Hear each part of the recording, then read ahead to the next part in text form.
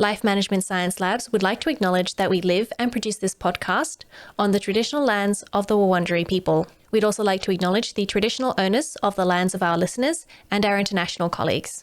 We'd like to thank and pay our respects to their elders, past, present, and emerging.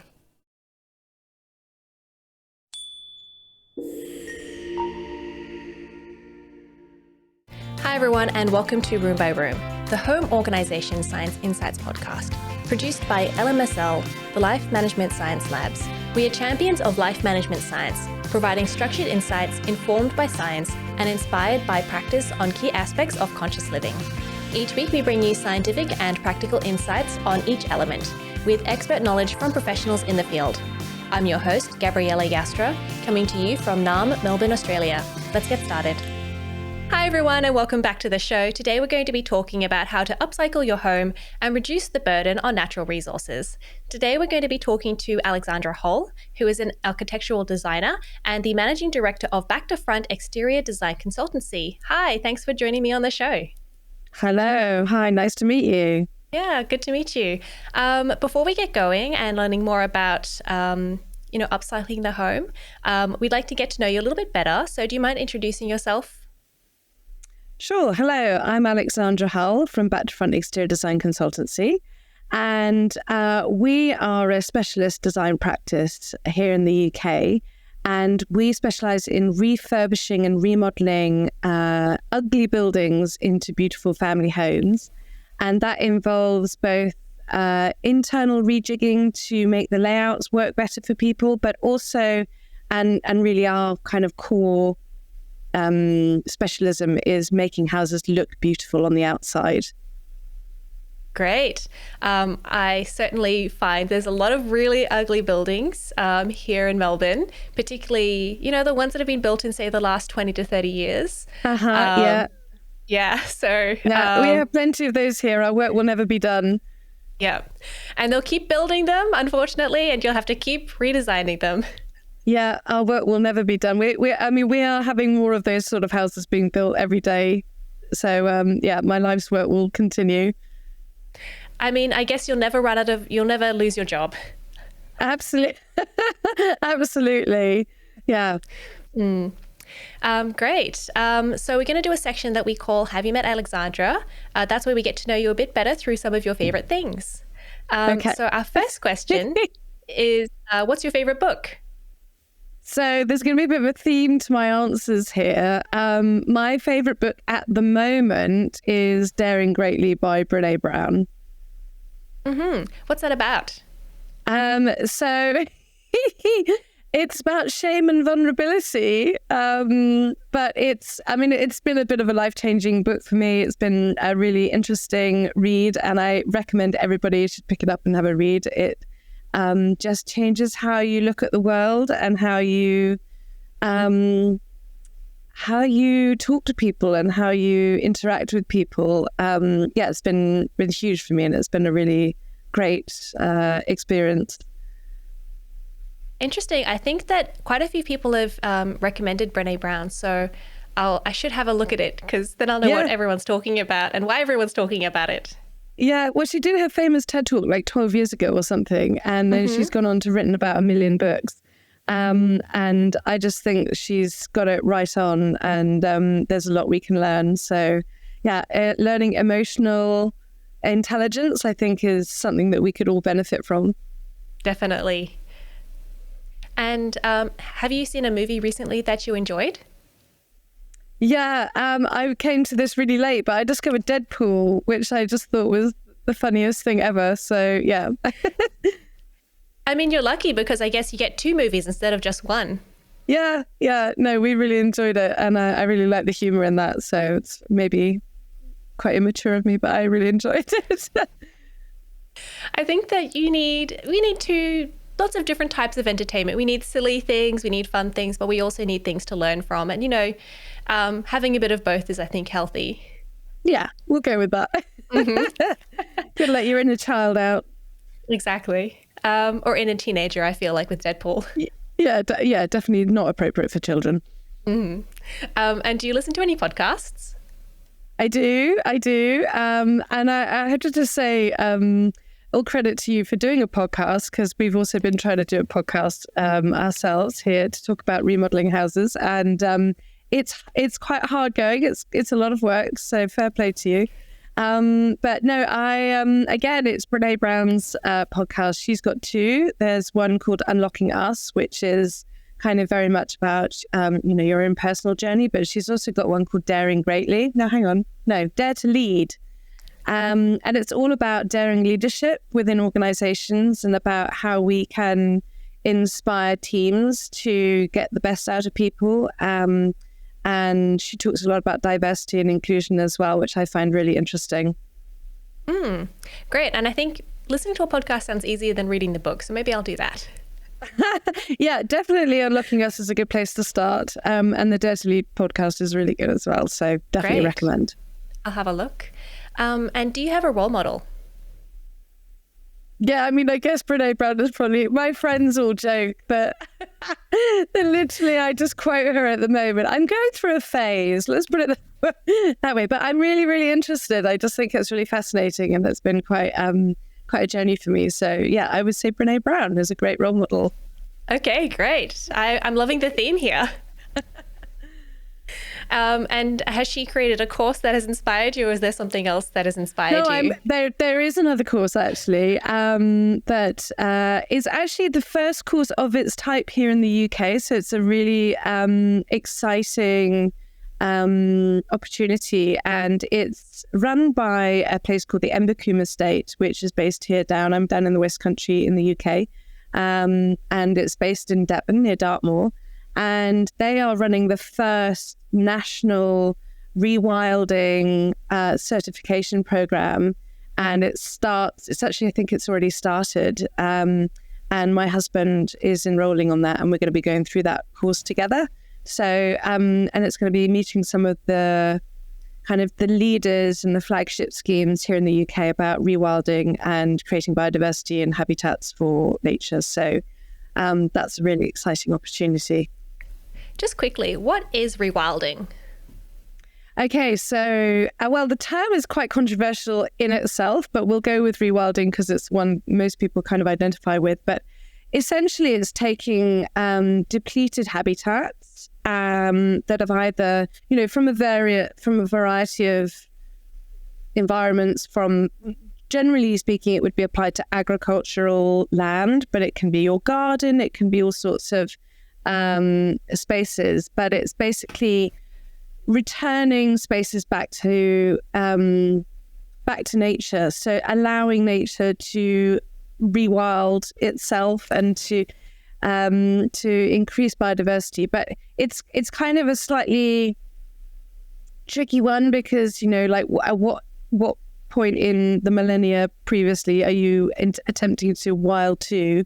And we've lost a lot of our big grazers. So we have to manage it. We can't just let it go completely wild, unfortunately. But yeah, it's a really exciting movement here in the UK, and I hope globally, because it's really needed. Great. That sounds interesting. Yeah, I'm going to have to look that up and see if there's a course here in Australia. I'm guessing it's a little bit different, but we'll find out. Definitely a book I would recommend is called Wilding by Isabella Tree. It's a very famous book here in the UK, and I really recommend it. Okay, great. We get 2 recommendations all in one. So how do you define home organization? I would define home organization as a home that works for you. And that can really be, it can really vary depending on your personal needs as a family, whether you've got children, whether you have a partner, whether you're living on your own. But home organization really is about optimizing your space that you're living in a way that works for you. And what are some misconceptions about it? That it's easy. I think it requires a bit of discipline. You've got to want to do it, I guess. For some people, it probably comes more easily than others, but it does take some work and thought. I can tell you, I've been doing this podcast for a while now, and it doesn't come naturally to me, and I still need lots of help, which is why I'm here doing this podcast. Okay, cool. Well, hopefully you'll get some good pointers today. Yes, I'm learning slowly. Hopefully, one day I'll have a nice home. We've got a little window into your life there now. I'm just like imagining clothes all over the floor. So, yes. Although I didn't make my bed this morning, although that never happens in my life, but it's very early here in the UK for me to be starting a podcast. So yeah, a few things have to slide occasionally. Mm-hmm. I think that's also, if everything hinges on like one or two things, then it's not going to work, I guess, because, no one lives that perfect life where they have exactly 2 hours every morning to get ready and make their bed. Yeah, we talk about a lot with my clients. We talk about design nirvana, where we have this like intention of creating design nirvana as to how we're going to operate in a space. But we temper that with a big dose of realism and understanding how people live, really. Mm-hmm. Yeah. Yes, there's definitely a way that I want to live and the way that I'm actually living, and they're quite different. Yes, the values gap, for sure. Yeah. So we're going to be talking about upcycling today, so upcycling the home. And I think before we do get started, we need a few definitions just so we know what we're talking about. So what is what are we talking about when we say upcycling a home? Okay, so yeah, I guess talking about definitions is maybe a good idea to begin with, because I would probably call it, well, what I do is I would call it remodeling. And part of that is upcycling the home. So what we are doing here is essentially taking an old building that's either kind of, has some maintenance issues, or it's starting to go downhill, or it was never built particularly well in the first place. And in my particular sector, we are very interested in creating beautiful and well-functioning spaces. So curb appeal is really important. But it's also about creating long-lasting, sustainable materials. So upcycling, I guess, is taking something that's old and tired and giving it a whole new lease of life. And we do that through, I think there's a difference between refurbishment and remodeling.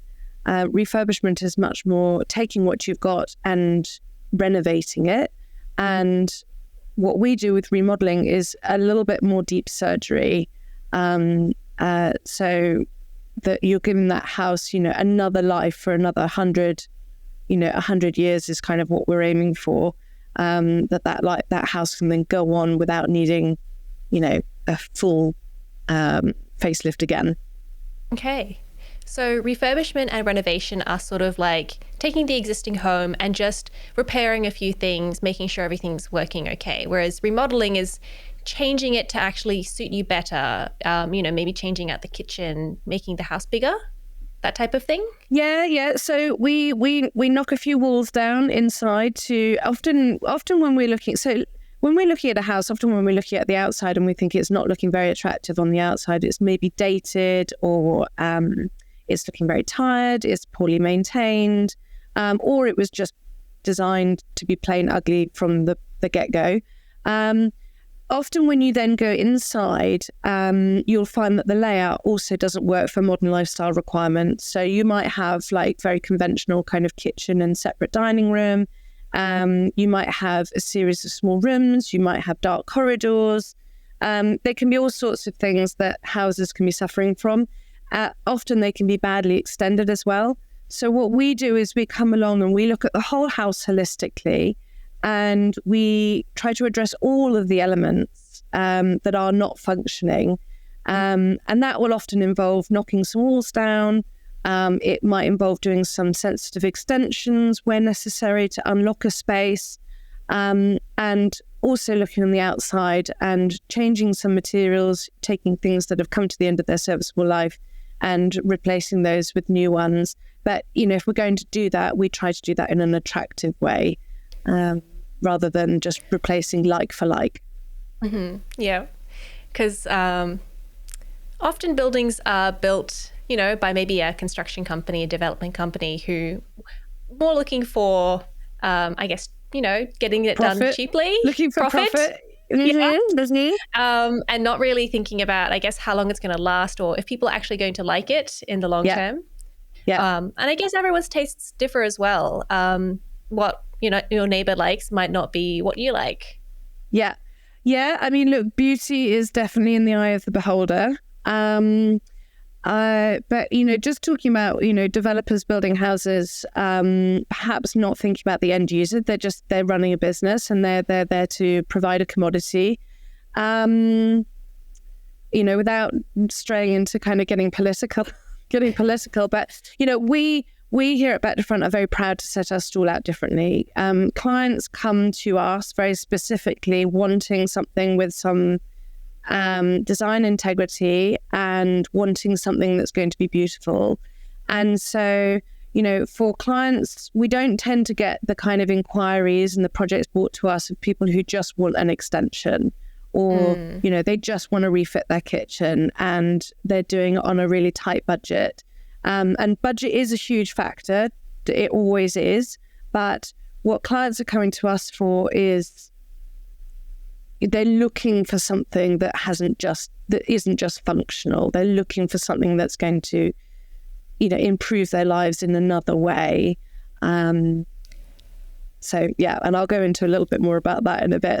Yeah, great. So as you said, I think, a more holistic rather than a whole holistic view of the house and your lifestyle rather than just the kitchen, the bedroom, that type of thing. Yeah, it's functional what we do, but it's definitely important that the form is there. And because I really do believe that where we live has a huge impact on our well-being and on our mental health. I really, really do believe it. Some people might say that it's just vanity or, shallow to be interested in curb appeal. But I really, really do believe that a beautiful home is somewhere that you come home to that makes you feel really good, that makes you feel, you're investing in your enjoyment. But also it has an impact on everybody else who drives past that house in your area, in your neighborhood. It indicates to people that you care about where you live. And that can only bring good things, I think. So it doesn't have to be just about, keeping up with the Joneses. I think it really does have a resonance in how you feel about your area and about your home. Definitely. So you mentioned, that you could go into a bit more detail about what you do and maybe some examples of some of the common things that you do for people's houses. Do you mind explaining that? Yeah, sure. So, I mean, here in the UK, we have a little bit of a problem with, well, okay, this is my opinion, but we do have a bit of a penchant for plastic and concrete here in the UK, made up often to look, a little bit more traditional. So, for example, back in the 60s and 70s, we had a huge amount of houses that were created with the kind of modern materials of the time, which was concrete tile hanging, concrete roof tiles, plastic UPVC. I mean, I really don't like using UPVC windows as a description. They're plastic windows. I didn't know you could get plastic windows. Oh yeah, UPVC is basically plastic. It's a type of plastic. So we're really fond of particularly brown concrete, white plastic, and there's a lot of that here in the UK. And it was a way of creating a lot of housing very quickly after the Second World War. But unfortunately, they've never looked particularly brilliant. So we come along and, I use 60s and 70s as a good example because that's kind of our bread and butter kind of era of house to work on, although we do work on earlier and we do work on later. But just taking that kind of era. So generally speaking, we would be looking to remove the windows, often because they've come to the end of their serviceable life. And we would be looking to replace them with a beautifully designed, predominantly I would specify using a timber window, which we can then add some colour to that, add some fenestration, which is where we start to put glazing bars in to create character. We might take the concrete tile hanging off and put a nice cladding on, or maybe use a render. And the reason being that is often because we might find, concrete blocks behind the tile hanging, or a timber frame, which we can't just remove the cladding and have a nice brick. We use a lot of paint. We use a lot of nice colour schemes. And paint can be transformative on a building. Often we're changing the roof covering, taking off a concrete roof tile and putting on a natural slate, or putting on a handmade clay tile. So it's all really about using more natural materials, more traditional building techniques, because they have stood the test of time. The more traditional techniques, the more modern techniques don't tend to last as well. I could go on. There's so many things that we do, but I'm happy to give a few more examples if you'd like me to. Yeah, go ahead. Thank you. Yeah. Well, I here in the UK, if we just stick with 1960s and 70s houses, here in the UK, we have a lot of quite ugly porches that were designed at the time, a lot of flat roofs, a lot of flat roof garages. So we might come along and, remove that porch and put a nice porch that's kind of working within the style that we're looking to create. And often we're trying to create more sort of characterful properties. So we do contemporary where it's appropriate, where the client would like it, but we do a lot of traditional stuff. We're not very cutting edge here. We do like to sort of create architecture that feels very welcoming and homely. So creating a really nice focal point to the front door is, I think, a really important feature. And that really needs to respond to the shapes that's on the building at the moment to make sure that choice of design is appropriate for the style that you're looking to create and for the building that you're applying that to. And the landscaping is really, really crucial. If you've got tarmac that goes hard up against the front door or hard up against the front of a house, it's always going to look really harsh. So we're often digging up, the hard surfaces at the front of the house. We're putting in flower beds. We're climbing lovely plants up walls that are sort of maybe a bit blank and ugly. You don't just have to put windows in there. You can climb things up them and grow things on the elevation, and that can have a huge impact on how a building looks. So there's lots of little tricks that we can pull out to soften the exterior and make it look better. I do love buildings with ivy and things on them. I think, so beautiful. Yeah. Kind of like you're living with the plant too. Yeah, absolutely. It's all these little things. It doesn't have to cost a lot to make your house look beautiful. And that's before we've even gone, on the inside of the building and looked at some of the things that are actually going to make our lives more enjoyable and easier to live within the house. Because obviously it's not just about standing on your front porch and looking at the outside. It's you live in these buildings as well. It reminds me of a question I was asked, which is, would you rather be inside the ugly building looking at the beautiful building, or would you rather be in the beautiful building looking at the ugly building? Oh, cripes. Well, if it were me, I'd be putting my business card through the ugly building opposite.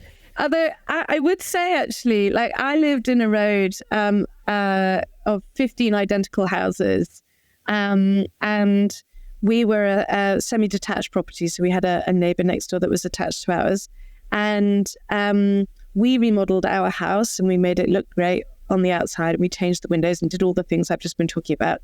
And when we bought the house, the estate agent said to us, "Oh, you're wasting your time. You'd be wasting your money doing that because it's a semi. It's never going to make value. You've got all these identical houses." And I respectfully disagreed with them. And, after we'd finished our house, we had our next door neighbour, the one we were attached to, knock on our door and say, "Where did you get your windows?" And I said, "Well, actually, as it happens, I kind of work with a manufacturer and I specified them and you can get them through me." So we actually ended up putting the same windows into their house, and then they did a few things to their house. And then one of my other neighbours knocked at my door and said, "Where did you get your windows?" And I said, "Well, as it happens." And so we did their windows as well. And then the neighbour next to them, they didn't come to me, but they did their windows. And, it's like, it's not that they didn't take pride already in their road. They loved, the most amazing community. I really missed them. They're fabulous people. It's like living in the 1950s. It was just the best community ever. But,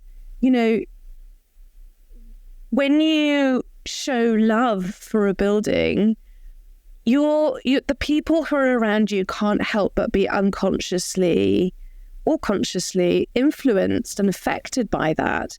And, everybody is raised up when something beautiful is put in front of them. Everybody enjoys it. And then the ripple effect goes out. It's great.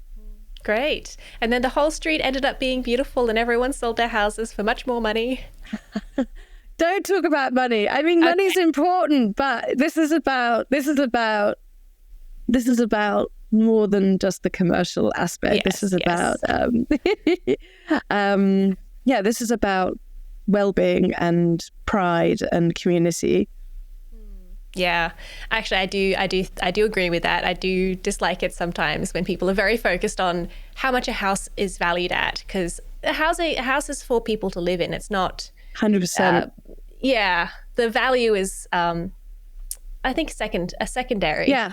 So we live as a society where obviously we have house prices are have just gone crazy over the last few decades, and it's an interesting thing because if you're not in the housing market and you want to join the housing market, it's like a curse. But if you are lucky enough to be on the ladder, then obviously everybody wants their house price to go up. But it is becoming a real issue. Globally, it's becoming a real issue where young people are really being priced out. And that is having a massive knock-on effect on businesses. People not able to get staff now because, a lot of the workers that would be working and they just can't afford to live there. So I think, it's something that comes up a lot, particularly when you are going to be spending quite a lot of money on refurbishing or remodeling your house. And obviously nobody wants to lose money. But I think we spend not enough time thinking about investing in our enjoyment and investing in something of quality and something with value from an environmental perspective, something that's going to last and have integrity, all of these good values. And we tend to focus a little bit too much on just the pure finances. There are other dividends that can be paid out that are not monetary, but actually are the dividends that create a happy, healthy life. Definitely. Yes, I did have that conversation with my mum. She bought a house and she was like, I'm going to live here for 10 years, but what can I do to make it, what can I do to improve the value when I sell it? And I was like, Mum, you're going to live here for 10 years. Do whatever you want to it now to make it better for you. And worry about it in like 9 years. Yeah, I think I actually have that quite a bit where people say, we're only going to be here for 5 or 10 years, so therefore we're not that bothered. And I'm like, well, thing is though, somebody else has to live with that decision. And, for example, windows is a really good example where somebody might say, well, I'm not going to spend the money on getting a really beautiful timber window because I'm only going to be here 5 or 10 years. And I think, yes, but a window should last 100 years, in my opinion. We've got windows here in the UK that are, 200 years old. If they're looked after, then there's no reason why they shouldn't be there and well into the future. And so to put something in that's really only going to last 5 or 10 years, to me, that's absolutely sacrilegious. We shouldn't have such a short view on the materials that we put into our buildings. So, I think it's really important to take a long-term view and think about not just yourself, but future occupants. And I think that goes right across the board, with the way that we use our land, with the way that we live, with the way that we approach our lives. Yeah, so that actually, I think, really fits well to the sort of second part of this topic that we're going to be talking about, which is sustainability in our houses. And I guess, how it's not really sustainable to put in a window that's only going to be used for 5 to 10 years when, then you have to rip it out and replace it with something. And what do you do with that, old window? It's much more, I guess, sustainable to put in something that's going to last for 100 years. But when you're, remodeling, you're going to be taking things out and putting new things in. How can we make that process more sustainable? Well, for a start, I mean, again, I can speak for the UK market, but with the sort of projects that I'm specifically involved in, with the scale of projects that we work on and the scale of houses that we work on, we're doing quite a lot of work to these buildings. And if our company did not exist, the houses that we work on would get knocked down and they would be replaced with a new house.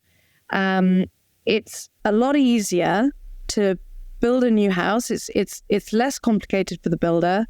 It's easier to price. For a lot of architects, it's easier to design, although ironically, I find designing new houses incredibly difficult because I'm so used to working with existing buildings. But, all of those natural resources in that building would end up in landfill if we weren't doing what we were doing. And of course, there are some architects out there who are doing what we're doing, but we are still, after 25 years of existing as a company, we are still the only company in this country that specializes in remodeling houses, which I find mind-blowing given the environmental kind of situation we find ourselves in today.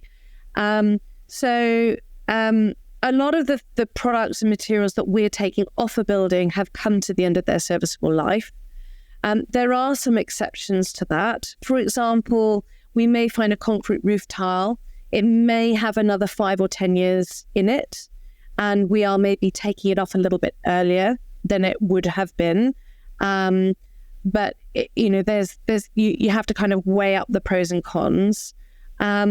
With windows, and again, I mean, I could just talk about windows, I'm afraid, because it is something I'm so incredibly passionate about. But we have this idea in this country when people say, I just want something that's low maintenance.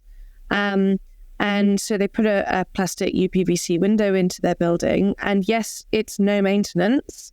There is no maintenance you can do to it. So in 20 years' time, when it's looking shabby, there's nothing you can do about it. So, you may find that homeowner gets to maybe 20 or 30 years, they take that window out and they put a new one in. That to me is not no maintenance. That is the highest amount of maintenance that you can do to a property to actually replace something completely. Whereas just getting some sandpaper out, rubbing it back and giving it a lick of paint, that is, yes, it's a bit of effort that you have to put in, but that to me is an incredibly sustainable solution for the long-term life of the building.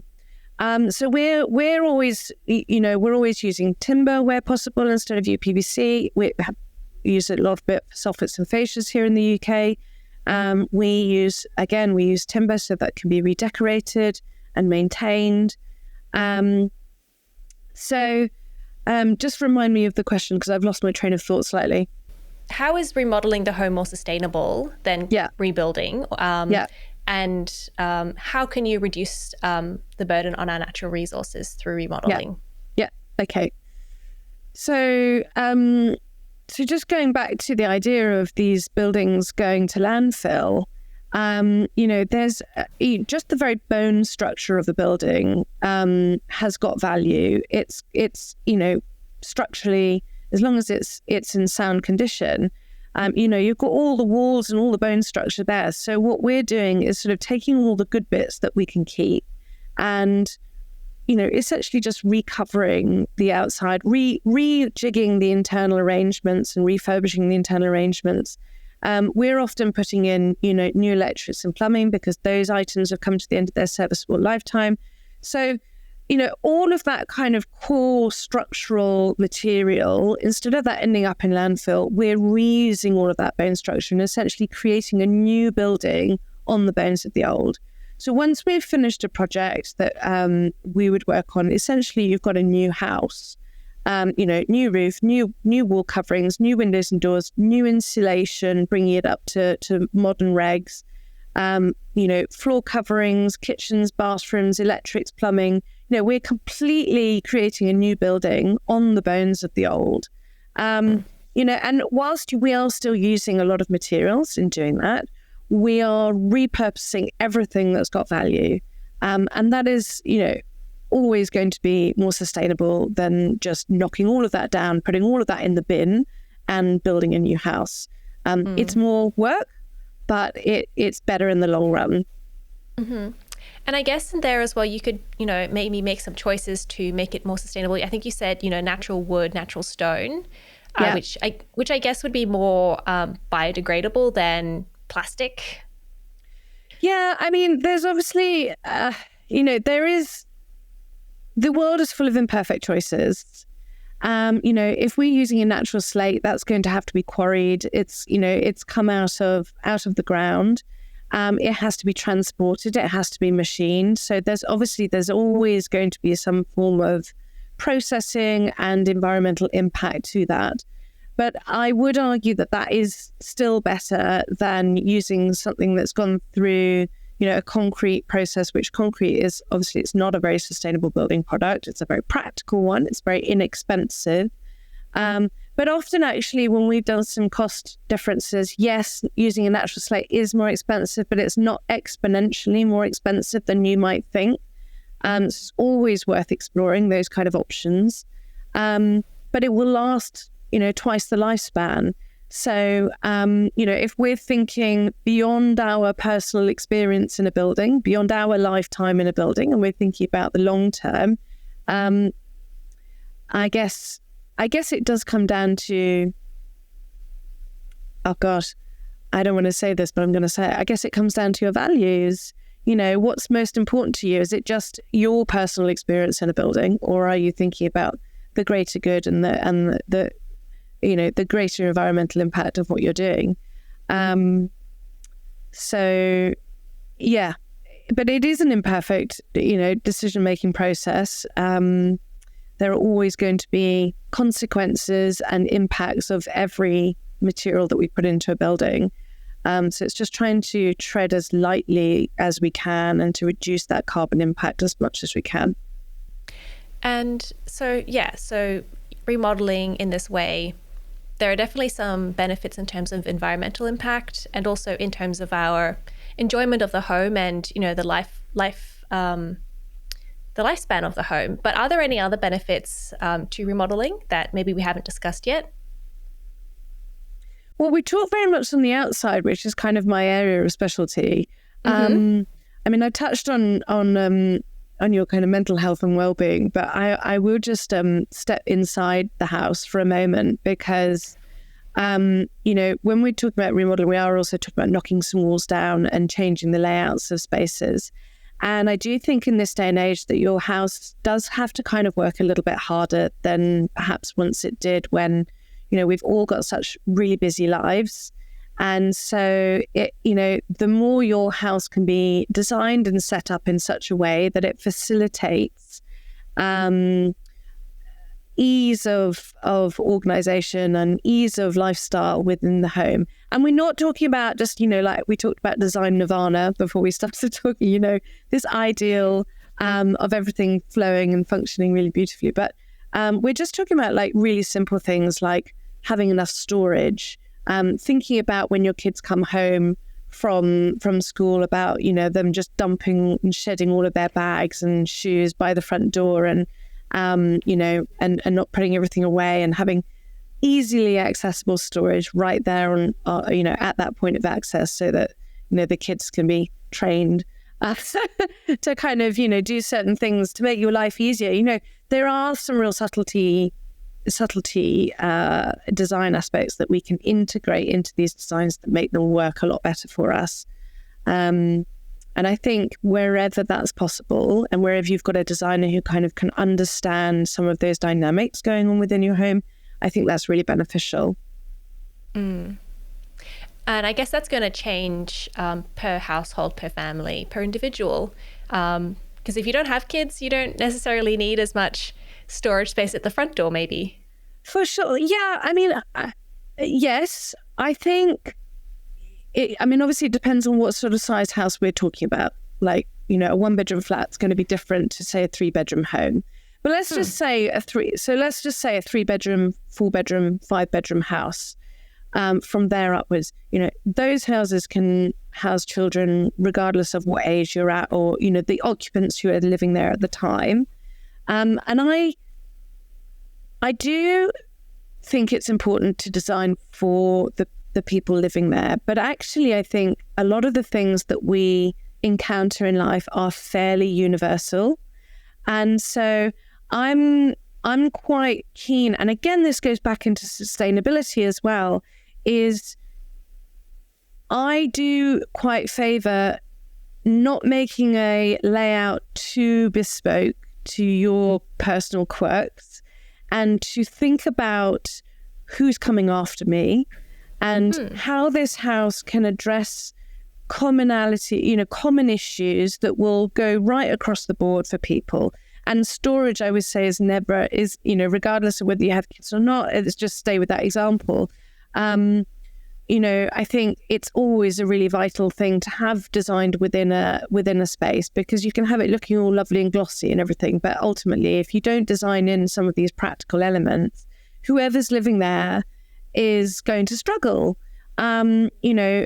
So I think, and we do suffer some common issues at all our different life cycles, at all our different life stages, which we can address through good design.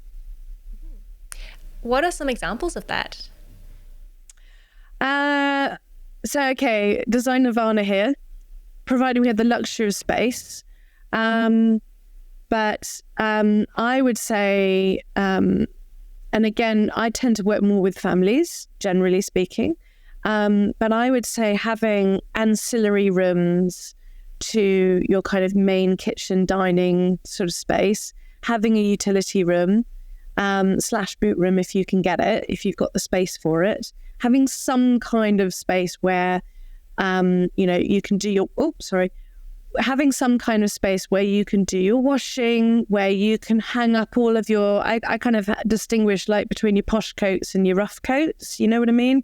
Like if you've got a dog and you're out in the pouring rain, I live in the West Country, so it's not raining today, but it does rain quite a lot down here.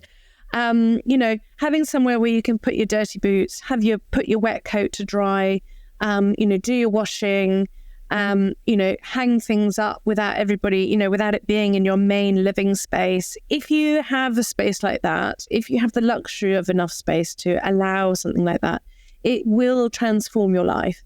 And I work a lot with other architects' plans where I see layouts and we've got these massive, great big houses, and the utility room is tiny, and it's maybe 2.5 meters by 2.5 meters in this big family home that's got maybe 5 bedrooms. And I'm thinking, you lot are all going to be it's going to drive you crazy living in this house, because there's just going to be stuff everywhere and you're not going to have anywhere to put things.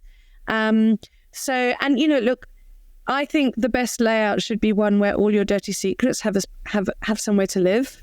Right? So when someone comes round, you don't want your knickers hanging out on the line, right in the middle of your sitting room. So if you can have a space where that stuff, you can just shut the door and nobody needs to know that your life is actually in full chaos, great. That's what a home should do for you. It should enable you to, let everything hang out in a space that works.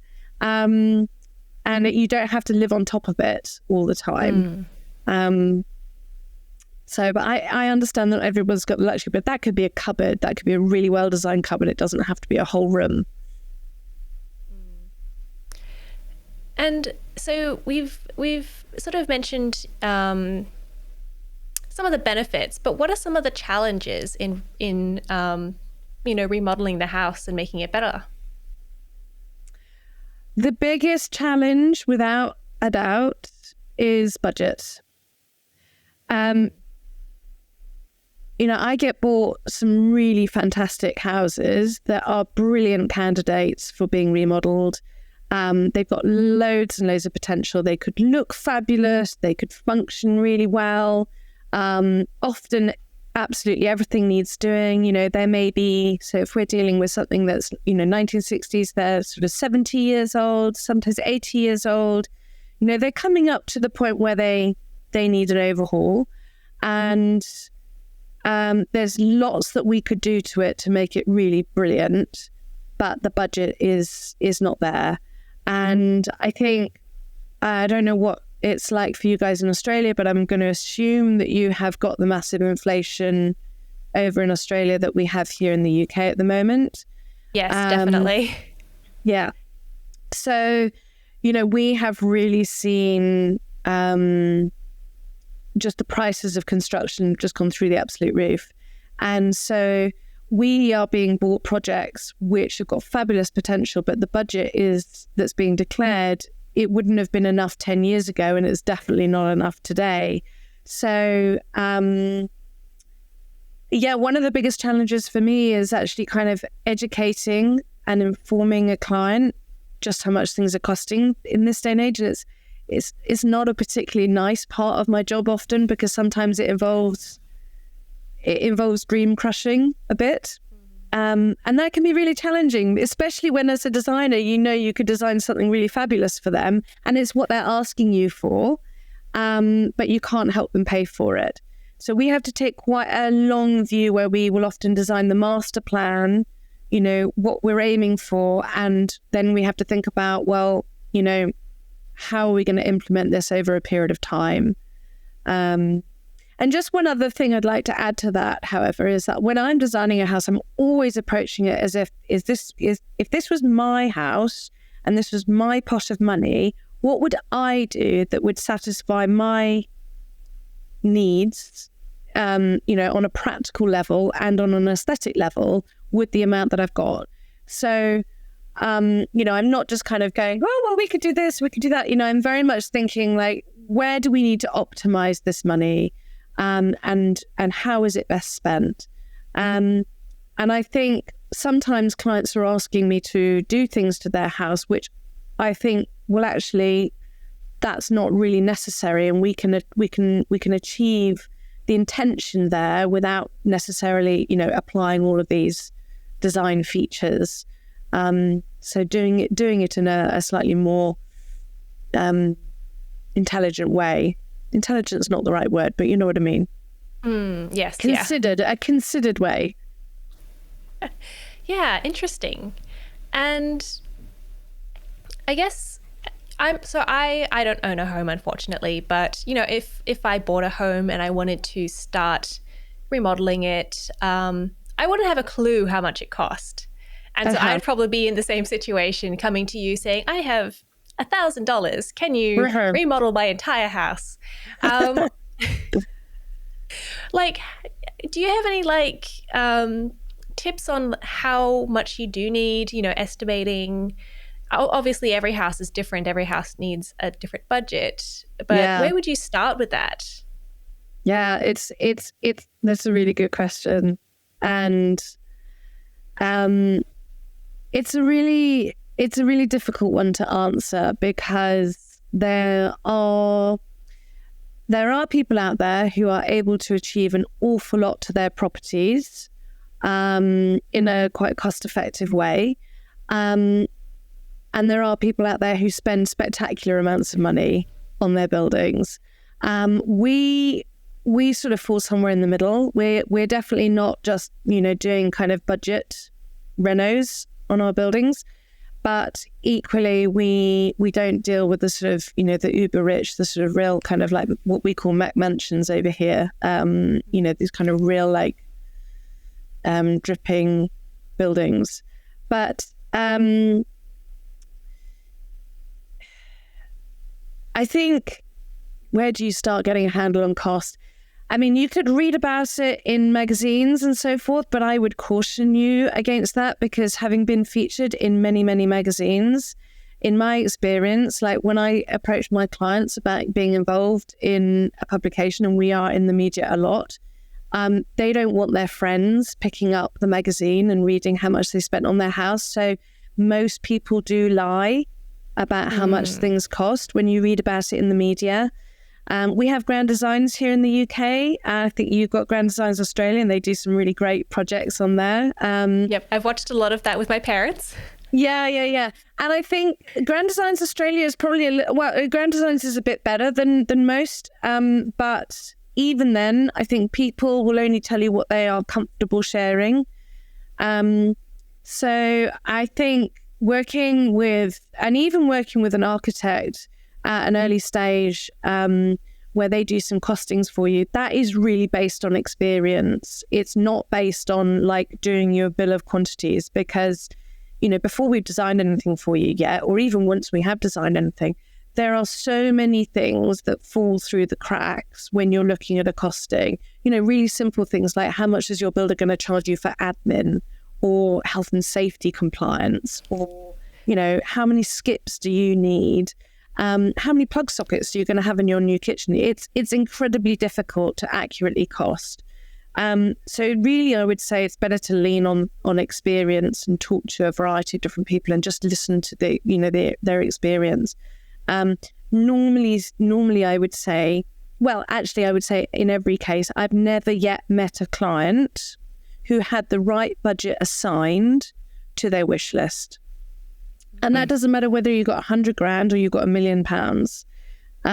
It's never enough to achieve what you want to achieve. So I think going into a project knowing that you're probably not going to have enough money to begin with is not a bad place to start, because everybody's in the same boat. So I would think carefully about the decisions that you make. Don't get carried away, which is normally really common to get carried away, and just keep your feet really on the ground. But equally, don't economize to the point where, because you're going to live with the consequences of your decisions for maybe 10 or 15 years, don't over economize either. Like, if you can do it, because you're going to live with that for a long time and you're going to benefit from it. So yeah, that's a really politician's answer, but it's a really, really difficult issue. I mean, I guess it's a bit like asking how long is a piece of string. Yeah. You know? Yeah. But I do like that you were saying that, you know, you kind of look at what your clients need and what they can actually afford with their budget, and sort of prioritizing the most important things for their lifestyle. And so I think that's really great, because, like, you know, we can't get everything on the wish list, but if you can get the 3 most important things, then do you need the others? Do you need the hot magnesium swimming pool in the backyard? Probably not. God, what's a hot magnesium swimming pool? This is what my partner wants. It's like a heated pool. Yeah. But it's got instead of salt, it's got magnesium, and it's supposed to help with like muscles, aches and stuff. Oh, that's interesting, because I take magnesium as a supplement, so that's really interesting. But no, you probably don't need one. I think a bathtub will be fine. Yeah, absolutely. Go to the gym. But no, do you know what the thing is though? Like, and I'm not being flippant, and I often say this to my clients when we talk about budget. I'm really not being flippant when I say this. I really genuinely mean it. With the best intentions possible, which is that when a client comes to me with a wish list and I kind of go, yeah, that's like going to cost you $750,000. And they go, what? And they really freak out. And we have this whole conversation around it, and they go away and they kind of go, well, that's just ridiculous. And then they choose to work with me, and we go, right, okay, so what are we doing? Are we working on a stripped out wish list? Are we working on the master plan? 100% of the time, nothing gets dropped off the wish list, even though they know, and I've told them that it's some spectacular figure that they can't afford. Nothing gets crossed out. They always want the master plan. And, you know, fair play to people. People are really resourceful. If you want something bad enough, most people are pretty good at wrestling that into reality. And, you know, I've done a lot of home revisits. I've got one on Friday, a client I've been working with since 2016, I think. Lovely, lovely lady. She's finally finished. And, it's taken her a long time, but she's, by hook or by crook, she's brought it into reality, and I'm really looking forward to going back and seeing it. Yeah, that should be great. And I guess all wishes can be achieved, with enough time. Not all of them, but most of them. And with enough hard work, whether it's, it's, you've got to make a bit of effort yourself. You've got to do some of the work yourself. I mean, that's how I get most of the stuff that we do. Is my husband and I, we do a lot of the work ourselves. That's a really good way of achieving a huge amount. If you're able to do that, and it takes sacrifices. Your social life will suffer. You might have to give your children the digital parent for a bit. There's always going to be a compromise. There's always going to be something that has to be sacrificed in order to achieve what you want, whether it's working harder, whether it's, having less free time, there's always something, but it's generally always worth it.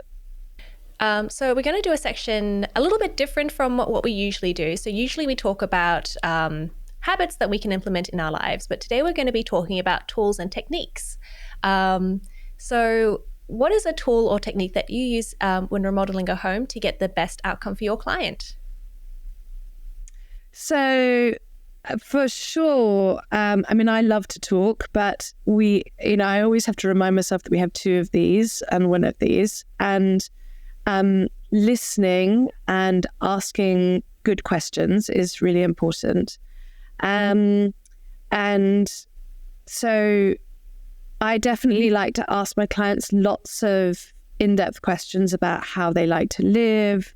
Do they have a dog? Do you know how many kids have they got? If they've got, one child, do they have plans for any more? Which is obviously very personal. We get very deeply personal with our clients, but it's really an important thing to really get to know your client and how they like to live and what makes them tick as a family.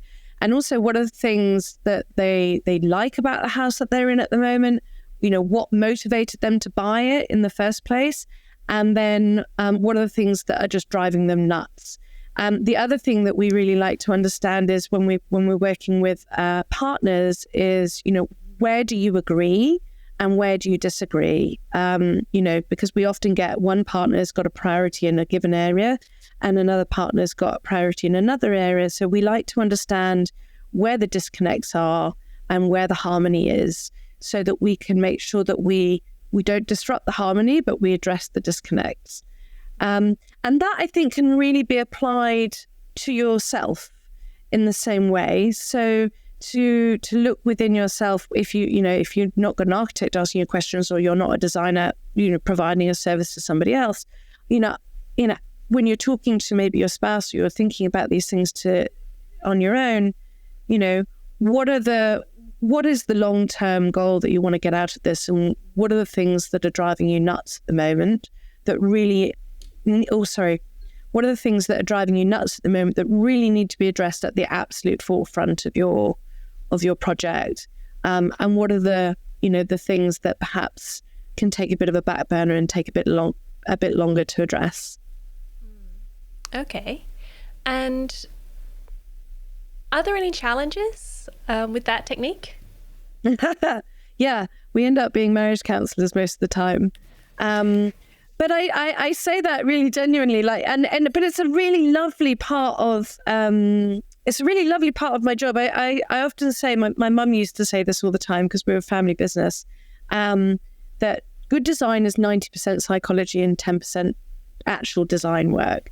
And we often work with partners that have very different views on things, just style, they might just have different styles.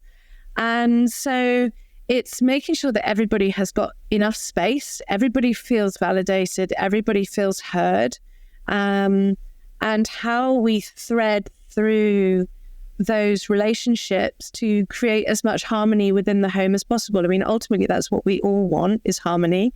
And, if you've got one partner that doesn't feel like their needs have been catered for or listened to, it's not just about design, it's about you're influencing people's lives. So But I really enjoy it. I really do enjoy getting to know people. It's one of the most wonderful parts of my job. And then seeing their faces at the end when it's worked, and it's a real buzz. It's great. But it can be tricky. I imagine. I believe that during stressful times, that's when the relationships are really tested. And I can imagine this could be quite stressful, and, you could have maybe some marital problems or some, relationship problems that could be exacerbated by this. Hopefully, not too affected by that, though. I think there's a lot of frustration in the design industry. I work with a lot of clients who have already worked with an architect and have come to me because they're not very happy with what's been produced for them.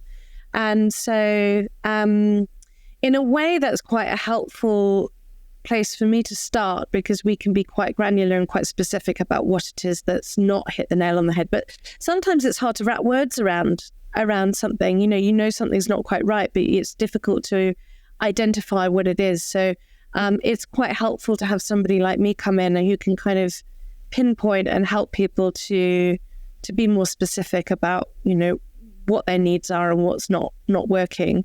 But yeah, I think it's one of the nicest aspects of what we do is really helping people to optimize their lives and to move forward, and to have progression.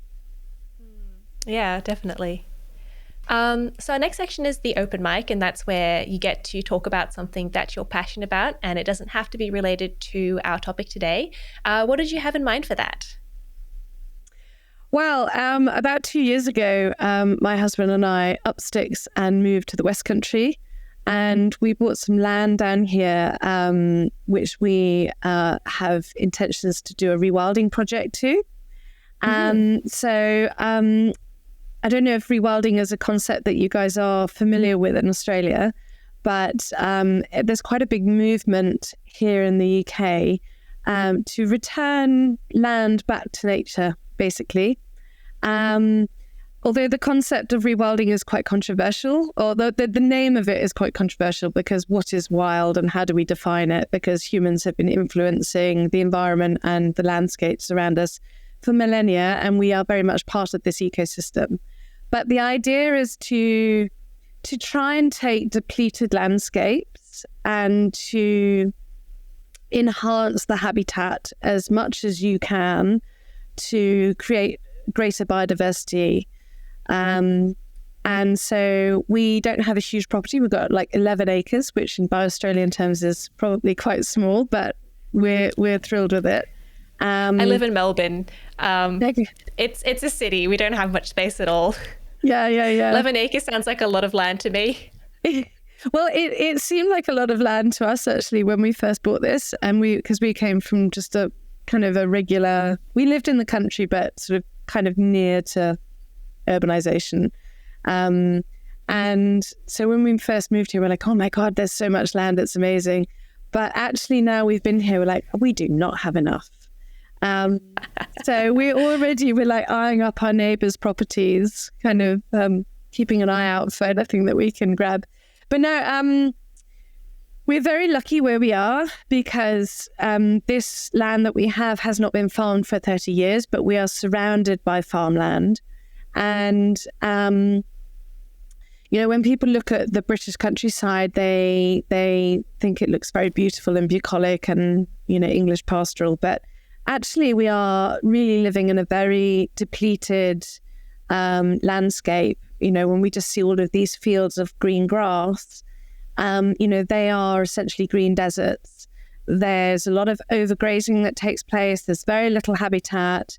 And, this is something a topic I'm learning a lot about. So I'm really not an expert, but the common agricultural policy, which is come from being part of the European Union. And by the way, I'm definitely a Remainer. I'm very pro-Europe, but the common agricultural policy, which came from Europe, had a really huge detrimental effect on the landscapes right across Europe and the way in which we farmed, really kind of encouraging productivity to be the main driver of our farming landscapes, rather than thinking about how we can farm in harmony with nature, which we've been doing for millennia. And it's really only in the last 50 years, which is, you know, a gnat's fart in terms of history's time, that we have done huge damage to our ecology. And so there is now, I'm really pleased to say, there is now this really growing movement of people like myself and people who are in regenerative agriculture, who are looking to really return back to some of the more traditional techniques, and also to reinstate habitats. So these can be from woodlands, wetland habitats, grasslands, and traditional hay meadows, anything that's really good for bird life, insect life, general plant species. It's also really good for hydrology as well, because it helps the ground to hold on to the moisture, which is obviously really allowing us to have more drought resistance. We're getting a lot more hot temperatures here in the UK, and you guys know about drought, and you've had some pretty extreme weather over in Oz over the last few years. Very experienced with that. Yeah. So we are actually in a drought at the moment here in the UK. We are on a hosepipe ban, and we have been all winter, which I think is, you know, it's quite unusual that we would actually have a hosepipe ban over winter. So the more we can actually allow vegetation to grow long and to have deep roots into the soil, the more moisture penetration there will be and the more resilience there is in the soil.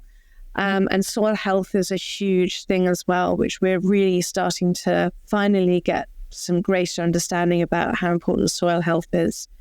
So this is a real journey that I've been on over the last 2 years. It's not something that I knew a lot about before, but it was something that I felt very deeply in my body about, this sort of great sorrow for the state of the world and the state of the environment and the loss of wild things and wild places. So it feels really good to be doing something really proactive about it. It's involved a huge amount of sacrifice and financial sacrifice. It's been quite a journey. We live in a house now that's falling down with no heating and no hot water, in order to enable us to live this lifestyle. So yeah, it's been a real journey. Oh, well, thank you for doing it, because I mean, I read a lot of books based in the UK as a kid, you know, in the beautiful landscape. Yeah. And it's sad, I think, to think about all of the animals that I grew up reading about, you know, Peter Rabbit and that type of thing, who no longer have homes, I guess, because of the way that farming is happening. Yeah, and I guess you did say earlier that you were about to do a course with your husband to learn a bit more about that. But what have you been doing so far with your property? I'm guessing it kind of depends on what it was originally, like the area that you're in. So we are on a natural floodplain here, and so we're surrounded by hills, all of which is farmland. And this actually used to be owned by the farm to our north before, sort of 30 years ago. And then it went in, this used to be owned by a farm 30 years ago, and then it went into private ownership. And so they did a little bit of sort of like light farming here. They had a few sheep, but it was very much more like a small holding rather than proper commercial farming.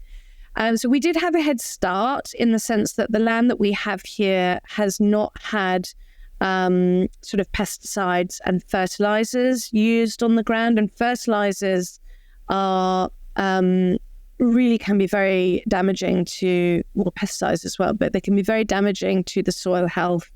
And can really affect what can be grown here. So wildflowers really like poor nutrient soil. And so when we add artificial fertilizers to the soil, we actually remove the ability for the land to create a natural hay meadow or a natural, population of species-rich habitats, which is good for insects and bird life and so forth. So one of the things that we've been doing here is we've been digging up the land and we've been exposing the subsoil, which is a lower nutrient soil underneath the topsoil, and planting wildflower meadows. And as I'm sitting here at the moment, we're very lucky. We have this sort of cabin, which is in amongst the fields, which is very beautiful. And I'm surrounded by wildflowers now. But we've only done a small section so far because it's quite labour intensive. Oh, did I lose connection with you for a second? No. Oh, it came up as a thing. So yeah, we've only done a small section so far. But we intend on rolling that out year over year to the rest of the land. And then we have big plans to create a big wetland habitat as well, because we're in the floodplain. We have quite a lot of water here.